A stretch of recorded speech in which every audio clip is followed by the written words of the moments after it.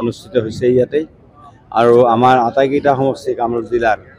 আজি আটাইকেইটা সমষ্টিৰ পৰা প্ৰতিযোগীসকল নিজৰ নিজৰ সমষ্টিত যিয়ে ভাল খেল প্ৰদৰ্শন কৰি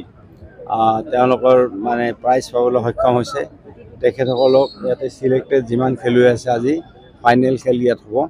আৰু ইয়াৰ পৰা ফাইনেল খেলৰ পৰা আমাৰ যিসকলে প্ৰতিটো খেলত দৌৰা বা অন্যান্য খেলত তেওঁলোকে যিসকলে ইয়াতে প্ৰাইজ পাব তেওঁলোকে আমাৰ এই জিলাৰ পৰা ষ্টেটলৈকে যাব ষ্টেটত যিসকলে ভাল কাম কৰিব তাৰ কাৰণে তেওঁলোকে ৰাষ্ট্ৰীয় পৰ্যায়ত যাব আৰু ৰাষ্ট্ৰীয় পৰ্যায়ত ভাল খেল প্ৰদৰ্শন কৰিলে আন্তৰ্জাতিক যিটো খেল প্ৰতিযোগিতা তাতে তেওঁলোকৰ কাৰণে দুৱাৰখন মুকলি হ'ব আৰু আজি আমি এই ক্ষেত্ৰত আমাৰ প্ৰথমবাৰৰ বাবে স্বাধীনতাৰ পিছত অসম ৰাজ্যখনত প্ৰথমবাৰৰ বাবে আমাৰ মাননীয় মুখ্যমন্ত্ৰী ডক্টৰ হিমন্ত বিশ্ব শৰ্মা ডাঙৰীয়াই এই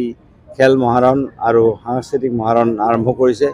যাৰ জৰিয়তে আমাৰ গাঁও অঞ্চলত যিখিনি টেলেণ্ট আছে এই টেলেণ্টেড ল'ৰা ছোৱালীখিনি আজি এখন প্লেটফৰ্ম পাইছে আৰু আজি আপোনালোকে শুনি সুখ পাব যে কামৰূপ জিলাত প্ৰায় 1 লাখতকৈ অধিক ল'ৰা ছোৱালী এই খেল মহাৰণত যোগদান কৰিছে বিভিন্ন মানে সমষ্টিত গতিকে এইটো এটা ভাল লক্ষণ আৰু এইটো কৰাৰ কাৰণে মানে মই হিমন্ত বিশ্ব শৰ্মা ডাঙৰীয়া আমাৰ মাননীয় মুখ্যমন্ত্ৰী তেখেতক মই বহুত বহুত ধন্যবাদ দিছোঁ আৰু ৰাজনৈতিক ক্ষেত্ৰৰ খবৰ কি আছে ৰাজনৈতিক ক্ষেত্ৰতো ভালে আৰু ভালে ৰাজনৈতিক ক্ষেত্ৰত ভাল মানে খেলৰ আমি মানে কি আমাৰ মুখ্যমন্ত্ৰী কি কৈছে আমাৰ মুখ্যমন্ত্ৰী কৈছে যে আমাৰ মানে ফুটবল খেলত গ'লকিপাৰ থাকে নহয়